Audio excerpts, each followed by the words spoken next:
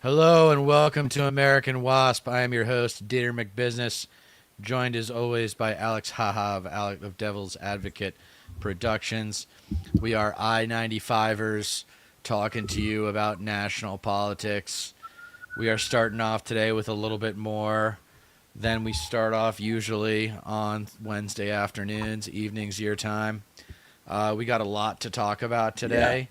We want to talk about Iran. We want to talk about just the misery that is the Republican Party, in addition to some signs of hope with the special election down in Florida Oh yeah. going to a Democrat in the district that includes Mar-a-Lago. Trump voted by mail for that election, and this female Democrat won by about 100 votes.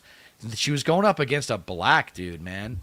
This like money manager that is a black dude. And I'm just like, what do you feel like being half black when you see a black dude come out for Trump? The worst. Just like the past weekend, past couple days, there's been like people talking about black ICE agents and Yeah. black cops. It's been a long standing thing. Like it's always disappointing. Though, as the devil's advocate, I understand someone who is not tapped in to politics or doesn't care and is like, it's not going to come for me if I join them. Always a mistake. It always comes back for you. As Christina and Forrest were just talking about, they're saying Turkey is the next Iran. How long has the president of Turkey been hanging out with Steve Bannon and Right. Tucker Carlson and trying to curry favor with the right wing, only for them to be like, you're next, by the way? Yeah. Well, it was interesting to see some conservative commentators be like, I don't think these special elections mean much. And it's like, actually, that was a 27-point flip in favor of the Democrats. So it's fair to say the blue tsunami is coming. It's just a matter of what the contents of that tsunami are. And how Um, much they can try to well, stop it, the per sandbags. yeah, exactly. Yeah, they're gonna pull out all the stops, but I think ultimately it's gonna fail. Like I've said before, the Yeah. system was really put to the test in 2020 with Trump trying to steal that election, and the state systems held up. So I think that we're going to be okay. I'm optimistic about the integrity of these elections, and I'm also optimistic about the momentum of these elections. I think first and foremost, the prerogative is to hedge Trump's power. So that's all you're going to be able to do in these midterms anyway. The real sea change will come in 2028 when we get a new president to Yeah. replace his ass. Now, Um, I think you're right in that there's definitely something coming because they are trying as hard as they can to pass that Save Act, right. which would disenfranchise a lot of voters A so lot of that women, people yeah. can't vote. I hear a lot of women, yes, people who are married, women specifically who are That's what I'm married, saying. wouldn't be able Yeah. to If their vote. ID doesn't match their last name on the ballot and stuff Yeah, like that, it's all um, sorts of you have to technicalities. bring like a birth certificate, Yeah, period, which is stupid. regardless across the board. And the ICE agents being in the airports has been theorized. Oh, this is him testing for putting them in polling stations in November and trying to intimidate people or snatch people. Hey, you're brown. You're too dark skinned. We're snatching you for enough time for you not to be able to vote. Yeah, And maybe there's going to be some fuckery for sure. Like you said, in 2020 was put to the test, and it was stressed. Like yeah, it was creaking. You could hear the creaks in the system, yeah. but it did hold. But in the 4 years that Sleepy Joe Biden was in charge, and they're working behind the scenes trying to change who wasn't on board with us. Can we primary them? Can we change them out? Can we get more judges? Can we get more? I don't know how this one, if he tries again, it might really break. Uh, Yeah. but the good news is Emily Gregory has flipped Republican-held Florida State House district that includes Mar-a-Lago. This news made me like made me think about 2000 and how it was a big upset and like unforeseen that George Bush would have won Florida. It was a blue state, and then it became a purple state after 2000. Like that's what made it purple. And then the Democrats were just like, we're abandoning this. We're not going to even try anymore in Florida. And then it became solid red. But it can change back, and the people are making moves. I mean, Tennessee.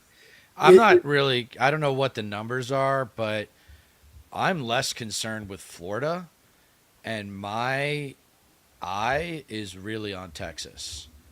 I think Texas could go blue and stay blue for the rest of our lives if we know how to play our cards right.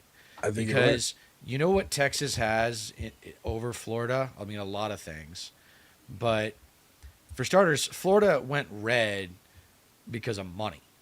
Because most of Florida is people who care about their investment portfolios and their 401ks and all that shit. And they have been brainwashed into thinking that Republican presidential administrations serve their portfolios well. Right. And sometimes they're not wrong, but it doesn't matter. So that's the big thing with Florida going red. Texas has a very large Latino population, obviously, and it also has a lot of academic institutions. So if you have immigration policy that includes a path to citizenship, if you have universal health care, raising the minimum wage, if you have student loan debt relief, then you got a good chance at winning Texas right now. I'm optimistic about Tallarico going all the way to the Senate and being the reason that Democrats overtake the Senate in addition to the House, because that's what it's going to come down to. It's going to come down to Tallarico. For those of you who haven't done the arithmetic yet, it's pretty much all about Tallarico, whether or not the Dems can get the Senate. Either way, they're going to lose the House. Either the Republicans, they're going to lose the goddamn House. But we wanted to talk about Graham Plattner, Janet Mills drama. Yeah. Let's go in. Let's just show everybody this garbage ad from Janet Mills trying to make a point about Graham Plattner. I guess this is with like older ladies or something. Yeah. You got to cue it up.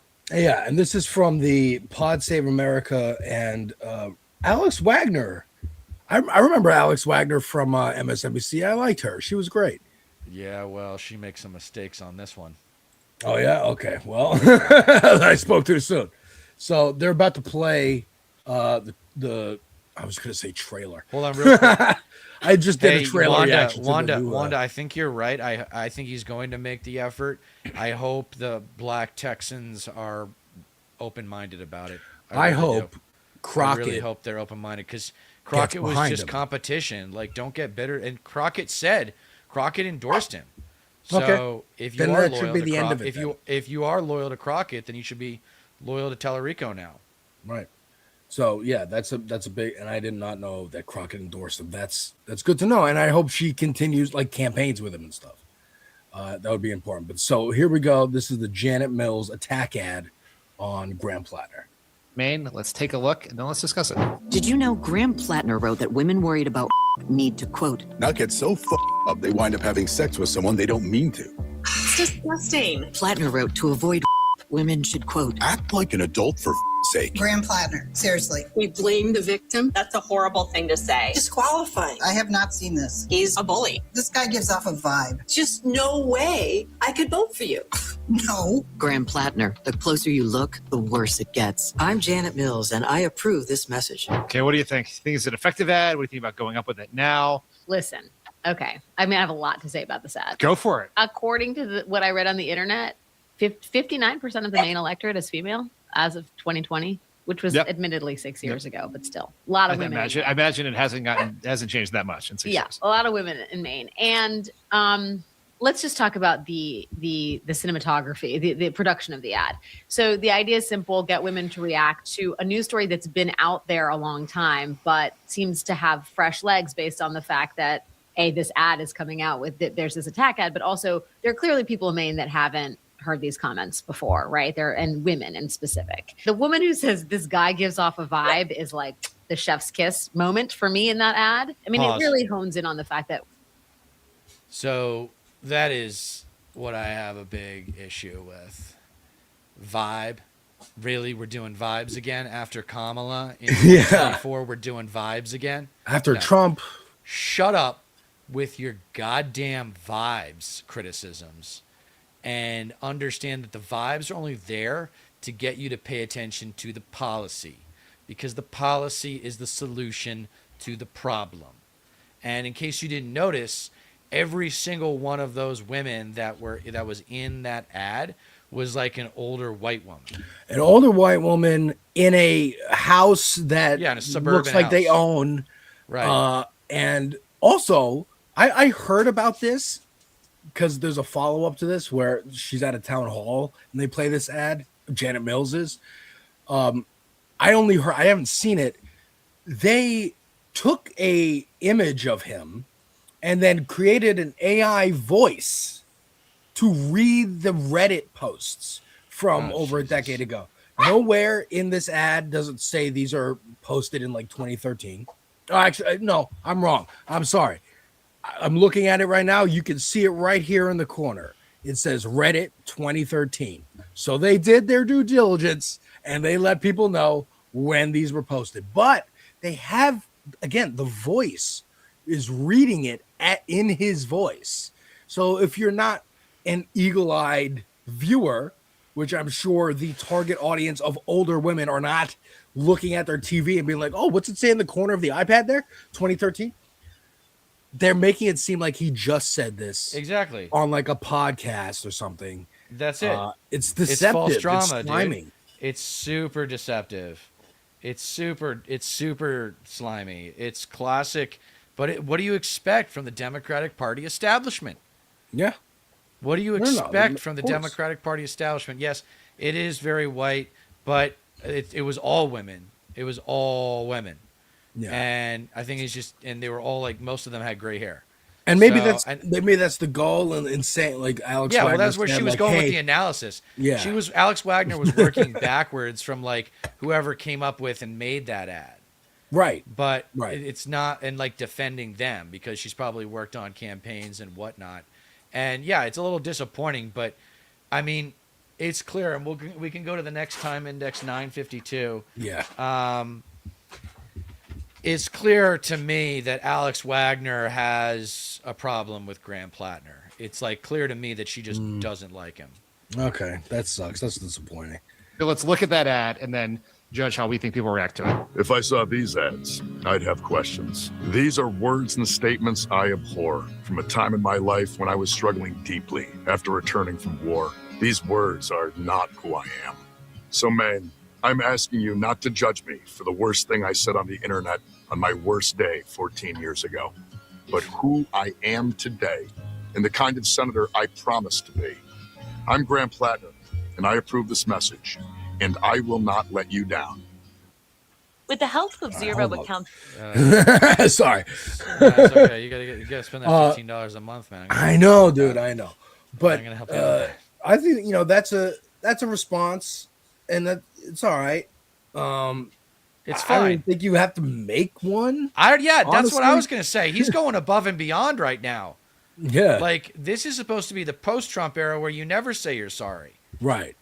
And He's like, if I were doing that ad, if I were coaching him, or what I would have directed him to do, it would have been like, look up at the camera and say, hey, it was a long time ago.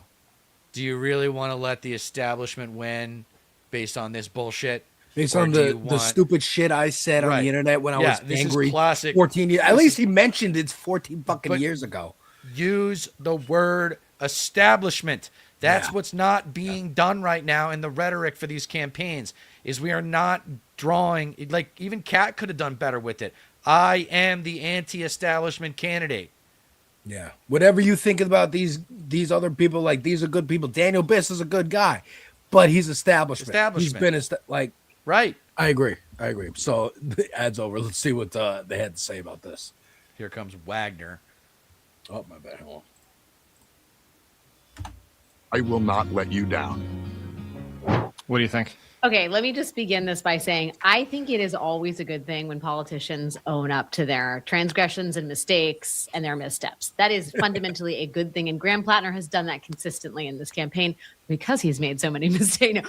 But he has had to do this a number of times. That's not true. Twice. As a matter of like sort of strategy and ethics, I think it is generally a good idea. See However, what I mean, though? Yeah. like, Wow. what the fuck do you mean? Like, just kind of like, who are you today? What do you think about like sexual assault and sexual violence? Like, what do you think of those comments? Just saying this was my worst day on the internet and in a terrible year at a terrible time is like that's sort of the predicate. That's the preamble to explaining how you think of. All right, pause real quick. Dude, that for real. What we just said, and then her to go the complete opposite. No. Yep. You have an hour-long speech about why it's bad to say these things and break down Right. rape culture in the United States. Like, what the fuck? That is terrible advice. Yep. Even saying like it's generally a good idea to address these things. I mean, that's arguable. But the way he's done it, it's been two things. It was the tattoo and these comments. That was it. And he addressed both in lengthier statements than that ad. You want to go see what he has to say about it? Go watch those from when it broke, months ago. Yep. The fuck is this analysis, dude? Yep. It's disappointing. It is, but also not surprising. I mean, just by the way she's talking about him, you can tell she just doesn't like the guy. There's something about him she doesn't like. And this is what I want to coin a phrase. And I don't know if you'll like it or not, or if it's appropriate, but the way she was just talking is what I would call kiss the ring politics, where it's you're a straight white guy or you're something, whatever. In this case, it's a straight white guy. You owe me and my community a bunch of a debt, a rhetorical debt. Yeah. And if you don't pay it in exactly the way I want you to, then I'm going to continue to talk shit about you. Yeah. Like that attitude from her was guilty until proven innocent. That was her attitude. That attitude is the same. Give the tangent. But I remember you, Tony, I love you. You're underwater. There you go. Now you're good. Uh-oh. Years ago, Yep. Kevin Hart made a joke in a comedy special where he said, like, if my son ever came out as gay, I'd fucking like throw him out of the house, whatever. In a joke in a comedy set. Right. Insensitive joke notwithstanding, he's apologized for that joke several times. And then, what was it, like 2017, 18, something like that? He was supposed to, hey, Rune, stop. He was supposed to be the host for the Oscars.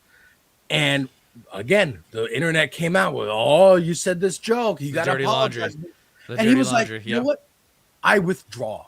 I'm not going to host the Oscars. Yeah. I don't care because I've fucking apologized already several times. And if this is going to be the rest of my life where I have to apologize every time I got a movie coming out, a show I'm doing, then fuck it. Fuck you all. Go fuck yourself. And I think everybody's kind of catching up. No, I'm not the Well, I don't biggest think you should have apologized in the first place. Well, you go, yeah, it's a joke. It's a joke in a comedy set. Go fuck yourself. It's a joke. And also, too, like, it's also, if that's how he really felt, that's like honest. And then he deals with it as a man. Plenty of fathers are going to have that reaction to their son or daughter being gay. They're like, my understanding about parenting is people are just doing the best they can for the most part. Sure, And, but the point is, like, she's still going under that mindset of like, well, you've offended. You're right. Kiss the ring. You've offended the zeitgeist, the establishment, all the women, and all the we women. need you. All the women, you have to constantly apologize for it forever. And but don't they realize that castrates a man rhetorically? Like it castrates that makes anybody. him, it Like, really just robs everybody of their ethos, because now I'm here not because I took a stand and you got behind me.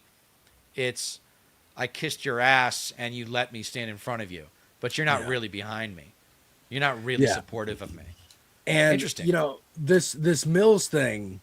I don't know if you saw She's this. 80, right?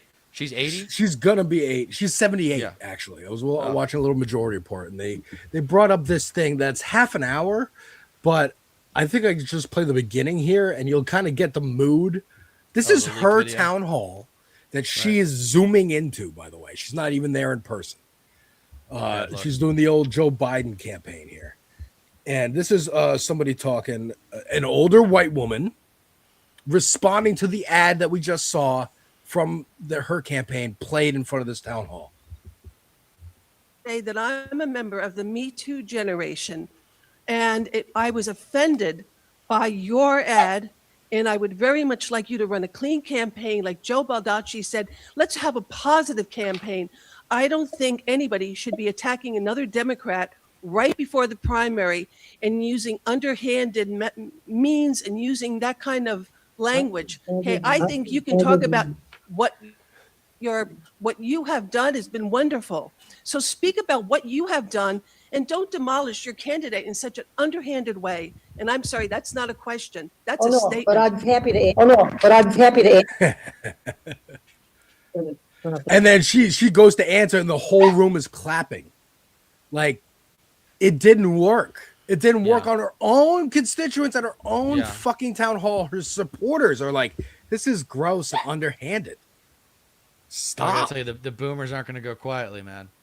Yeah, man. The boomers are not gonna go quietly. I was in the YouTube comment section of some video, and I basically said, put the boomers out to pasture. Like, they've had their time. They're no longer useful. And one guy chimed in. He's like, I'm a 70-year-old DSA member, yada, yada, yada. And then I'm like, then talk to your baby boomer conservatives and your baby boomer liberals and get them to shut up. Because, like, thanks for your effort, but you've ultimately failed. Yeah. Like, you didn't win. You didn't win, dude. You lost. You lost. Yeah, let me play a little bit let more. Others compete. And this woman, Janet's just a perfect, shining example of this, though. Like, get out of the way. It's great. And again, remember, folks, she was recruited by Schumer and Pelosi to run against Plattner, because Plattner was initially just running against Susan Collins, but the establishment was like, no, we need our own candidate, governor. Hey, please run, even though you're 78 years old. Watch her response. Mike first. Yeah. I think the voters of Maine have a right to know of the choice in front of them. They deserve to know what my opponent has said and done, and the things he deleted right before he decided to run for the U.S. Senate. Maine people know my record, and they know where I stand, and they deserve to know the same about my opponent. Look, I have prosecuted people for sexual abuse and domestic violence. I have fought for women's rights all my life. These values and principles are core to my existence. They're personal for me. Yes, I've knocked down barriers as the first woman, this and that, but I've also used my platform to tell my story of surviving domestic abuse and to advocate for other survivors and fight for real progress. I haven't seen my opponent out there on those issues whatsoever, ever. My opponent's look how mad she's getting, dude. I love it. Again, she's like, I'm sure she has done good things. I'm sure she's tried. She's outlived her usefulness. I will also point out, courtesy of Matt Leck, I don't remember what year it was, but there was a bill that was to expand, basically to make it so that rape kits can be more investigated, and serial rapists can be tracked across states, like information sharing between the police departments. And she voted against it. And the person in her cabinet or whatever who spearheaded that legislation is now on Plattner's campaign, and he's spearheading it. He's going with that. So that's what he's doing. He's doing the thing you voted against. So that's a retort to what Wagner was saying earlier, because Wagner was like, well, where do you stand on these issues? And he's like, well, he's actually made it pretty clear. Yeah. You just haven't been listening. You have not been listening. And let's talk more about these establishment folks, because we got a lot of them, and they've been saying some fucked up, some funny shit, some fucked up shit. We're gonna get to one of my favorites soon, but his old boy Gavin Newsom here. walking back his APAC stuff. He's walking back his APEC stuff, but this is him saying Democrats need to be ruthless. Right now, we have to put a mirror up to the absurdity of the President of the United States dressing up as the Pope, cosplaying as Superman, putting his face on the side of Mount Rushmore, attacking and belittling communities and minorities. I don't wake up every day to try to find, a crowbar to put in the spokes of his wheel. I don't. That said, I'm going to stand my ground. We're going to have the backs of our diverse communities, and we're going to fight back. And yeah, fight fire with fire. And I know two wrongs don't make a right, but with all due respect, we'll lose this country as we try to win that argument. And Democrats are constantly trying to be right. The other side is ruthless. And with respect, my party needs to be more ruthless about winning, because if we don't win back the House of Representatives, we may not have a fair and free election in 2028. And I really believe that. Now, I found this clip interesting because you and I have been talking about this basically since we met, that Democrats need to be more ruthless. Yes. But first of all, the way he talks in this, I've never seen it before. His mannerisms, maybe it's just his hair and his face, make me think of Bill Maher.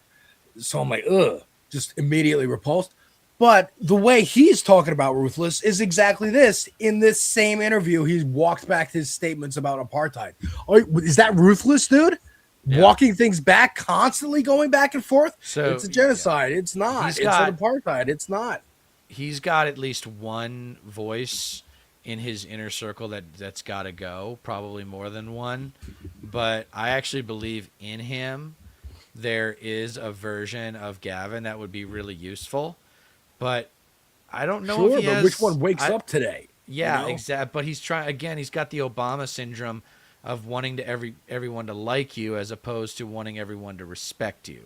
Like, Americans value people who do not give a fuck. Yeah, man.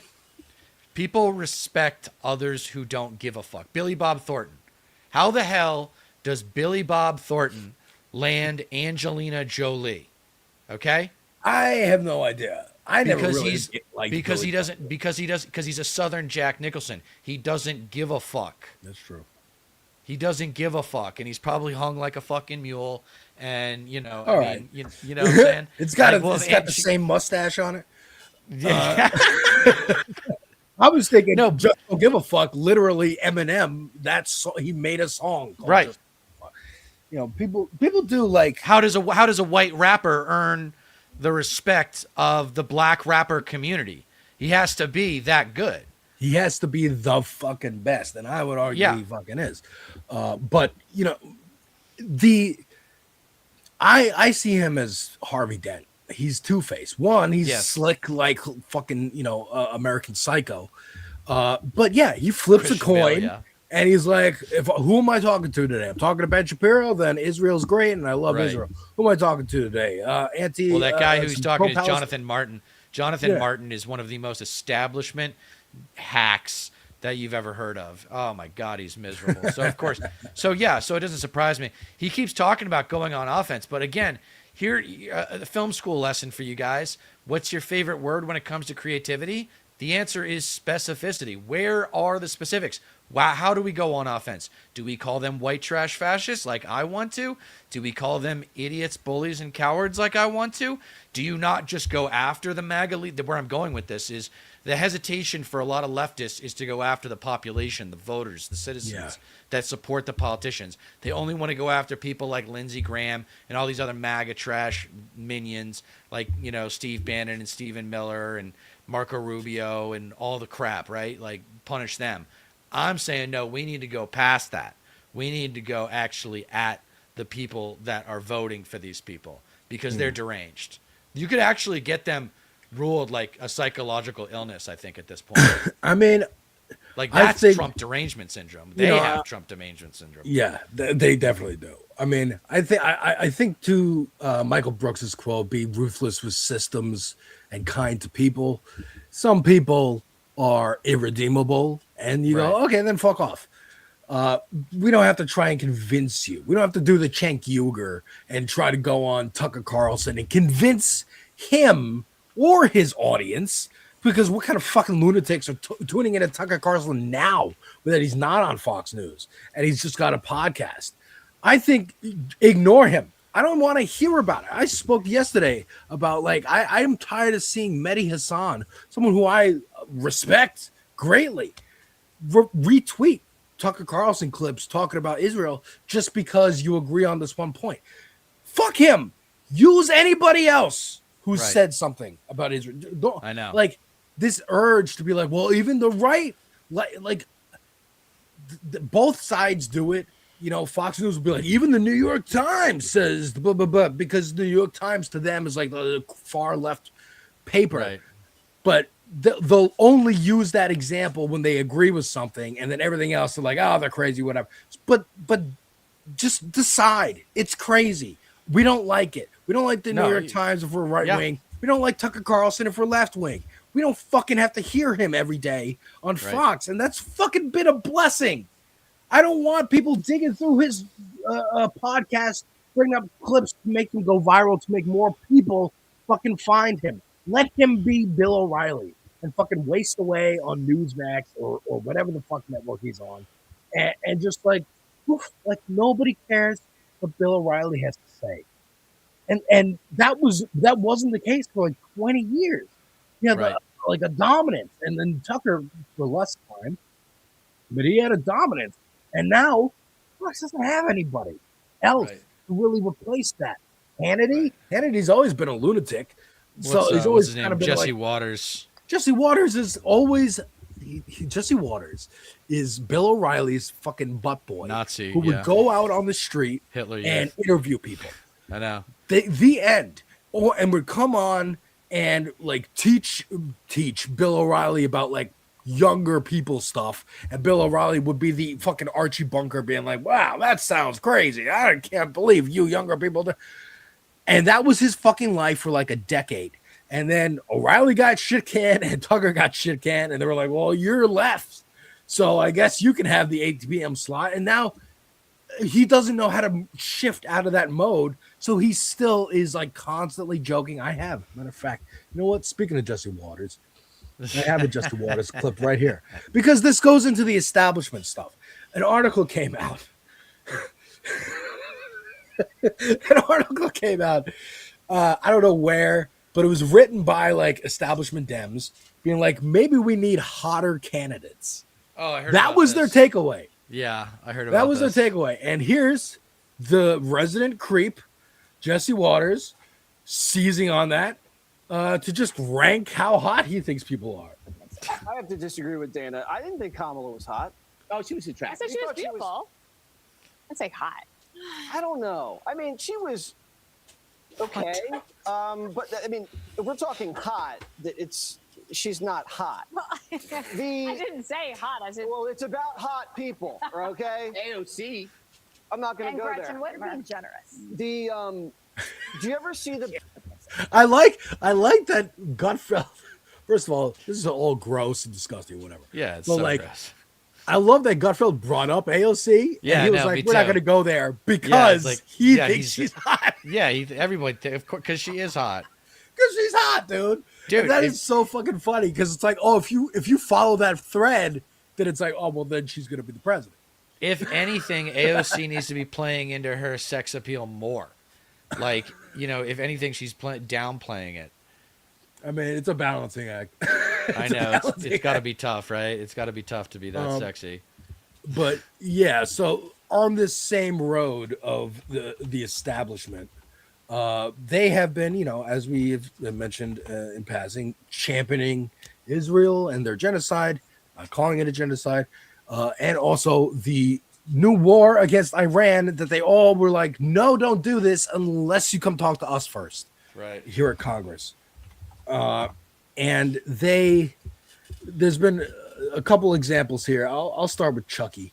Good old Chuck Schumer on good old Morning Joe, the Republican congressman Morning Joe, right? He was a congressman in the 90s. I know. Yeah.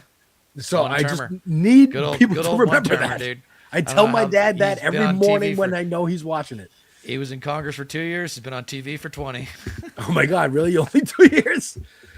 I'm telling you, man, maybe I'll fucking run for Congress just to get the fucking notoriety and get some fucking money in my pocket. But anyways, Here's Chuck Schumer on with Morning Joe talking about Iran. It can be good that Iran's killing machine has been degraded. At the same time, the consequences may outweigh the good that come from that. Okay, It's okay look, to say that. I don't disagree with you. I don't disagree. You know, the fact that Oh, the leader of Shush. Khamenei is gone, no one regrets that. The fact that Iran has less ability to create Kill military neighbors, yeah. trouble is no one disputes that. You know, by the This way, is the same argument. So this is the same bullshit argument for the Iraq War, where people were like, "Well, he was an evil dictator, so it's a good thing that we went to war and took him out." And it's like, what about destabilization? And by the way, if we did that for every foreign dictator, then we would be invading like 35. well, what if 40 another country countries. decides that they could do that and go, Right. Donald Trump in the United States, he's a scary I mean, dictator. Let's get rid of him. He's Don't go stabilizing down the world. Don't to people who are out there listening to this who might be like wanting to know how to talk to people about this issue. Don't go down the rabbit hole with them. Just say it's called foreign interventionism, and it creates problems. Done. The Foreign interventionism is just not a good thing, and history has proven that. And if someone tells you like that they disagree, tell them to go fucking check the history books. And you know this whole bullshit. I saw Joe Walsh, the social contract with Joe Walsh, trying to do a collab with him. He still hasn't gotten back to me. I emailed him. I chatted at him during a couple of his lives because I'm like, okay, you're this open-minded anti-MAGA conservative. Let's see how open-minded you are. He's coming across with this bullshit about how America on the in terms of foreign policy has always been a force for good in the world. And I'm like, dude, have you studied just by themselves CIA assassinations? I mean, have you studied these things? And the answer is probably no. You know, he hasn't. He's caught up in that American exceptionalism bullshit. We can't do any wrong. We are the chosen. It's the same fucking shit the Zionists do. Yeah, we're the chosen people. We're America. Right. We're the melting pot of the world. All the different nations of the world came to this free land that was already occupied and created this new nation that's the first nation to be made up of nationalities from everywhere on the world. What a neat idea. But understand, that's the idea. We still have to work towards that. It's a very young country. It's only 200 years old. It's interesting. Wow, this is a fun moment for us. So do you think that's where American exceptionalism comes from? Is the idea that we are a successful, diverse nation? That's what I was taught in my progressive private Exactly. But it comes from the manifest destiny of we could just take whatever the fuck we want. Which is derivative of Western European colonialism. Yeah, it's just colonialism. It's just colonialism in a different context. I don't know why more people don't make that connection. That basically all of us, like us feeling entitled to the whole western half of this continent, like, you know, we had the Louisiana Purchase, so that was legit. But then we had the Mexican-American War, which wasn't really so legit. And it's just like this whole idea of manifest destiny and Western expansion, and we're entitled to that land, American exceptionalism. It's just America's like it's our foundational like the argument for like the individual, the culture of the individual on steroids is narcissism. I am the individual that overcomes all the rest of y'all. Yeah, right? We talked about last week, Mark Andreessen, who was like, you know, these great Western countries in Austria came up with the idea of the individual. And then later they had to deconstruct that and the individual needs to look inward. And I just reject that philosophy. I think the individual is great. And I don't ever do with no self-introspection. I just move forward and build and just get out of my manifest fucking destiny. Right. That's what it is. I also just wanted to point out his hair looks a little darker. No, I don't know. You think he's coloring his hair a little bit? I just hope AOC takes him out in 2 years. Look more vibrant. I really hope she doesn't go for the White House. I really don't want her to go for the White House. I hope she goes for Senate. You know, there's only been one president that's come straight from Congress to the White House, and not being a senator first. It was Garfield. Oh, really? Yeah, way the fuck back in the day. I will say, pretty sure it was Garfield. Don't quote me on that. I think you'd really like this series. It's called Death by Lightning. It's a 4-part series on Netflix about Garfield and Chester A. Arthur, who then followed him. It's about Garfield, how Garfield became president, and how his assassin got to the point where he assassinated him. And it's really fascinating and kind of mirrors today's time. Death by with, like, lightning? yeah, Death by Lightning. Okay, I'll check it out. Yeah, it's really cool, man. And yeah, so I got another clip here of an establishment Democrat talking about Israel being confronted by a constituent. And this is 3 minutes. We don't have to watch all 3 minutes. We'll leave that because, by the way, folks, woman's not here, so we can go. We're gonna Oh, go I've seen this. I've seen this. This is great. This is this is so fantastic. it is a little this bit. stupid bitch. This Karen throws a little fit. Fundamentally not going to agree with me on this because you think that Palestinians deserve politics. No, Thank you very that's- much. No, ma'am, that's not it. Do not, as a politician, don't ever follow someone to continue arguing. You're the one who's supposed to run away from a constituent, if anything. Don't chase them down to argue with them. Yes, I did record it. Okay. So here I am. Hi, Diana. I'm Nicole Shea. So this is how it I started. am a delegate in Denver. I'm in 5 points. Okay. Great. Like you, I really consider myself a women's rights activist. I appreciate the work you've done. I'm just wondering, why do you keep sending money for bombs that Israel is sending to Palestine? So, okay, so actually most people think that Israel should be able to defend itself with the Iron Dome. And that's what I'm talking about. But so defending themselves is different than continuing the genocide in Palestine. You're talking about different subjects, and I'm trying to ask you about the Block the Bombs Act. Okay, I'll tell you about the Block the Bombs Act. I've read the Block the Bombs Act. The Block the Bombs Act is a very poorly written piece of legislation because it's both too narrow and it's too broad. So why haven't you introduced amendments? It's both too narrow. Oh, look and at too this broad. one trying to get in the way, too. And Oh, stop that's it. interesting. Like, oh. And Getting boxed out. I can't introduce amendments because it hasn't been brought up. Why are you sending money to Israel to commit a genocide in Palestine? If the only issue that you care about is this issue, then you should not vote for it. Okay? That's what I would say to you. That's Because good to know. I'm not going to agree to spend any more money for offensive weapons to Israel, period. When we did the Weapons are offensive, no Okay, matter I what kind understand they you are. say that. I'm a constituent asking a very direct question to you, and you're not answering it. If you think that you are, you don't understand what your constituents really want and need. What I don't appreciate is when somebody states. I don't like genocide enablers. That's what I don't like. Well, That's a little worse. So she couldn't chase down the woman and continue the argument. So she found the person who was filming and Right. started talking to them, thinking like, "Oh well, at least I can explain my side." And then the cameraman's like, "Yeah, I don't like genocide enablers either." And then she starts arguing with.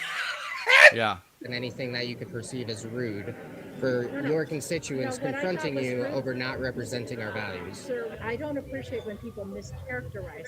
I'm happy to explain my position. So is your character that you do not care about Palestinian children No, I do care dying? about Palestinian So then why do children. you keep That is approving why- more arms to go to Israel? So we wouldn't be fighting Iran right now if we had done an arms embargo a year ago, 2 years ago.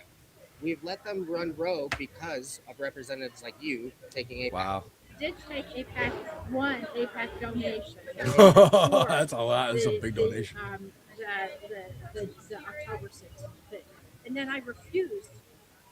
Any more PAC money. I have not taken So any you PAC still money. vote No, let me to tell you, approve that funds PAC for Israel and they're not even paying you? That's kind of crazy. Is it hard to keep track of who gives you money after 30 years in office? You think that maybe we should have people that have more stake in the future than you do representing us and making decisions for our future? Nobody can buy my vote. I don't care who that is. Okay. I don't care who that is. 64%. And this is, this is also a good example of like, you can buy TikTok, you can buy Twitter, you can buy CNN, you can buy Warner Brothers. People are still going to make these things. They're not going to just accept what you feed them. They're going to be like, I don't like what you're feeding me. I'm going to find something else. I think it could be our saving grace. Is this Oh, these yeah. kinds of exposure videos? because This is a lot great. of times politics is about hedging other people's power, not so much acquiring more power for yourself.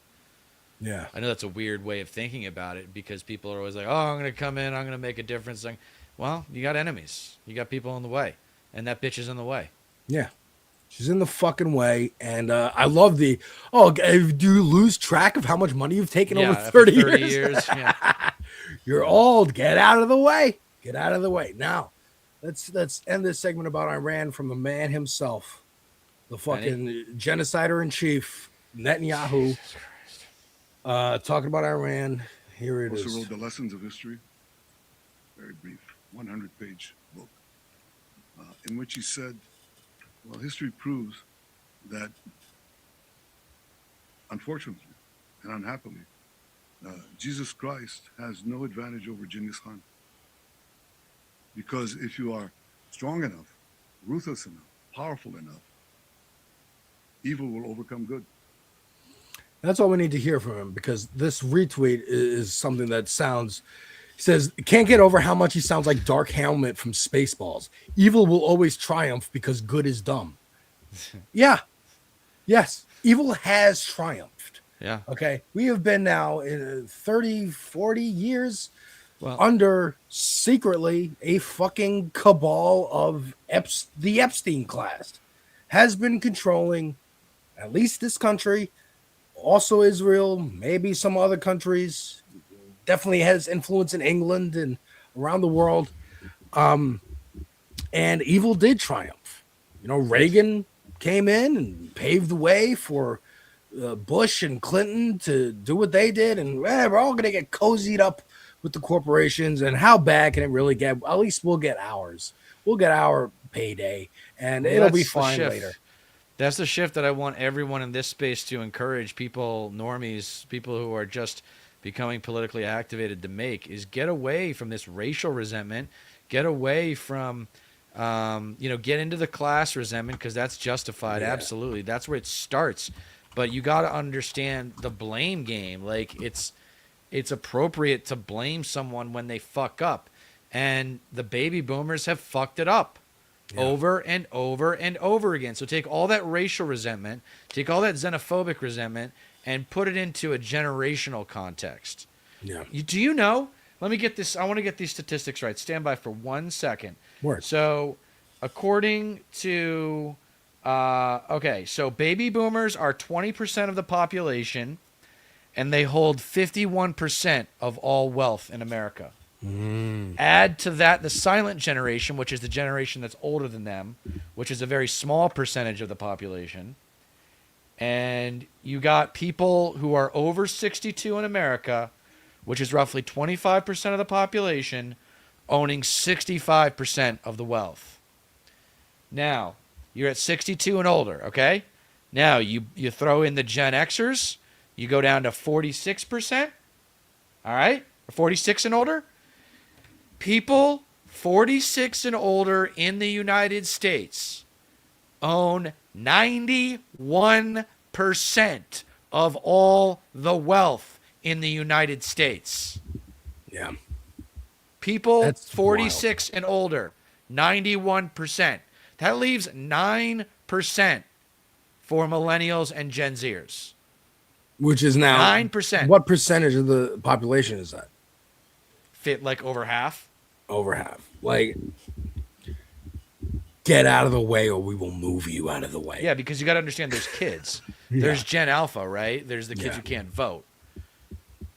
And then the Which even is like younger a than fifth them. of the population. But yeah, get out of the way. Get out of the way or you will be moved. Powerfully if need be. So to kind of keep on this same track, but move in a slightly more positive direction. Sure, funny good. direction. We got this article from the Wall Street Journal, written by the Third Way Democrats. We're all for a big tent, but the Democratic Party needs to draw a line in the sand. Hassan Piker and his fellow Jew haters belong on the other side. Written by John Cohen, Lily Cohen. I see those last names.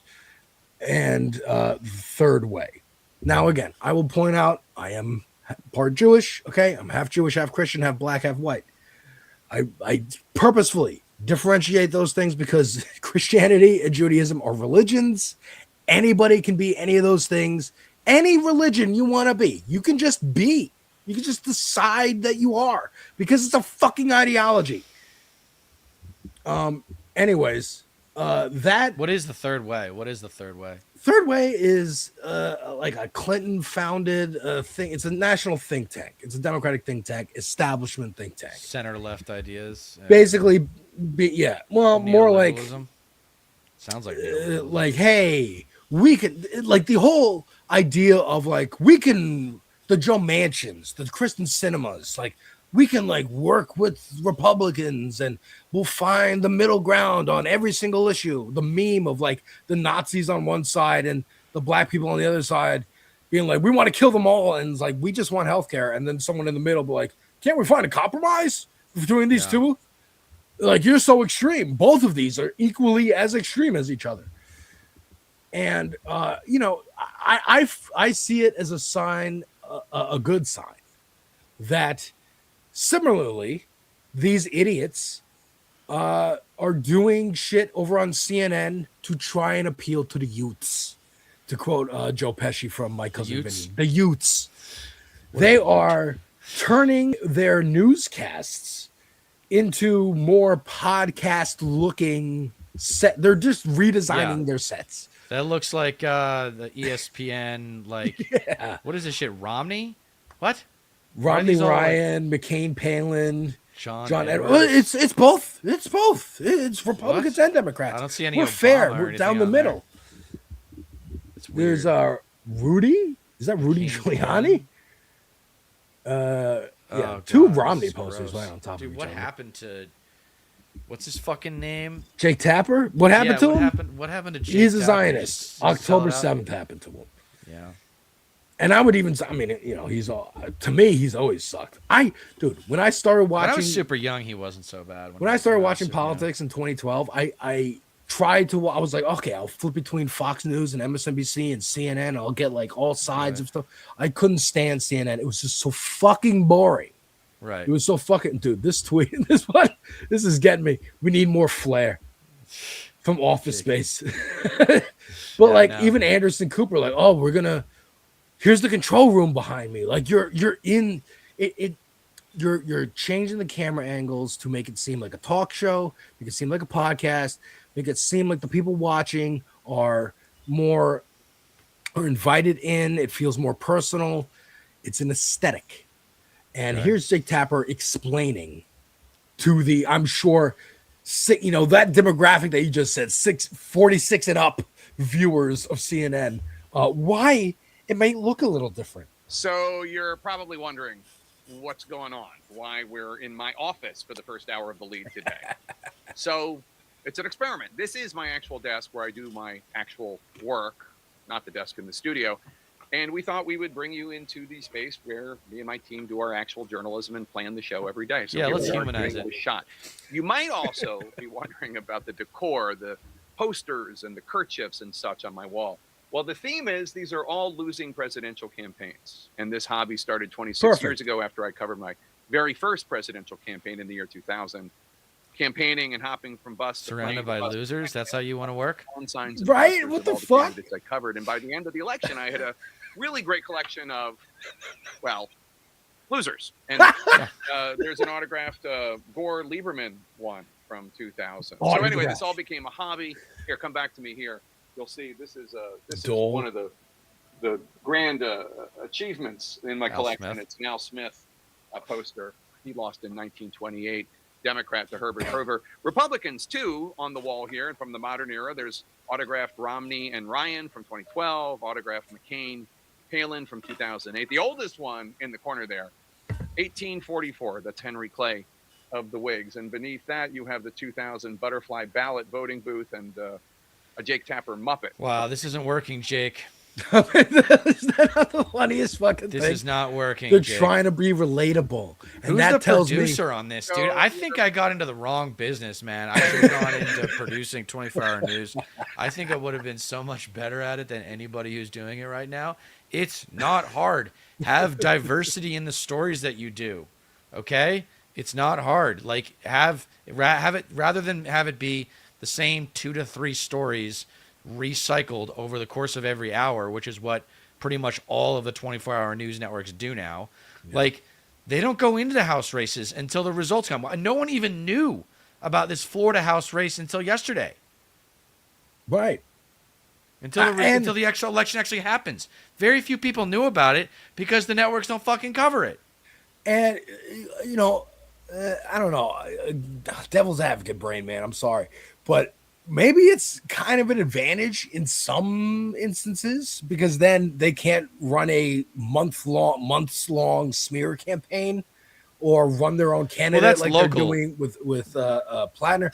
Yeah, that's local markets though. That's local media markets. You should do a deep dive on media markets someday. Mm-hmm. Just like Google the media markets, like the ranked, and find out like how big San Diego is and how actually if you include the suburbs of Boston, that it's actually one of the biggest metro areas in the entire country. But it's just Boston's really suburban. Like things like that. In terms of understanding the mechanics of the country, media markets is a great little case study for anybody out there trying to understand things in a little bit more detail.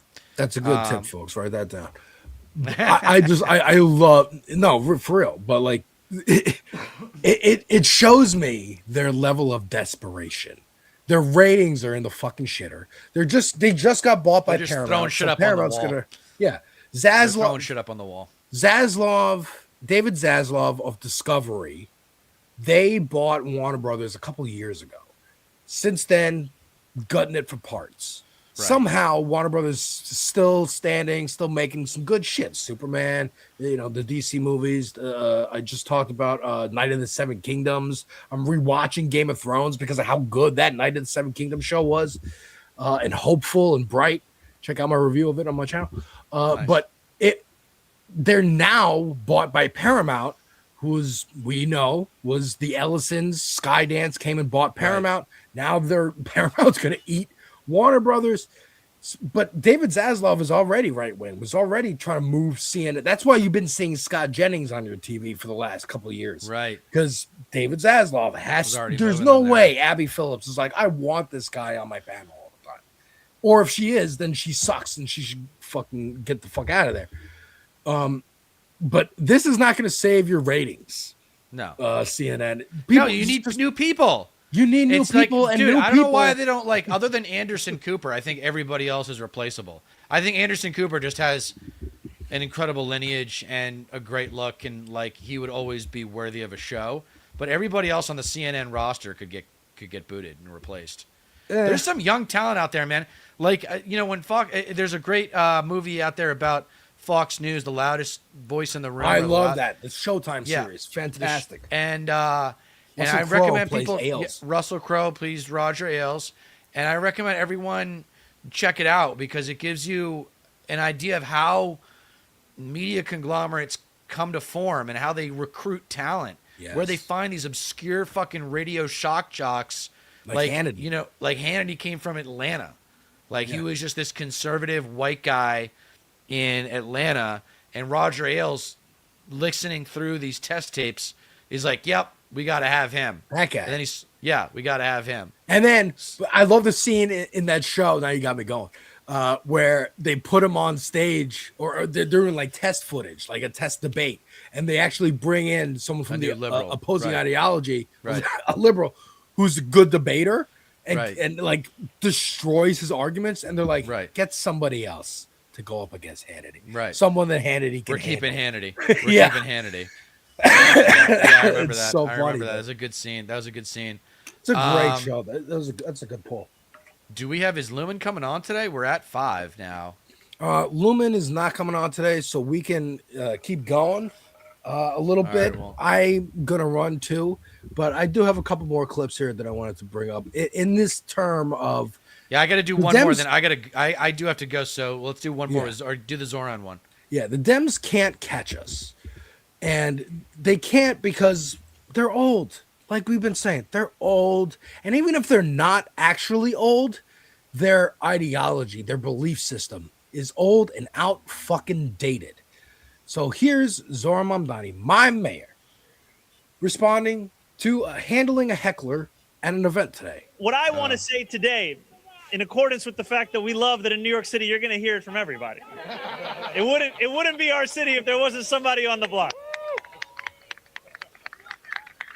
I want that man to be able to afford to keep living in New York City.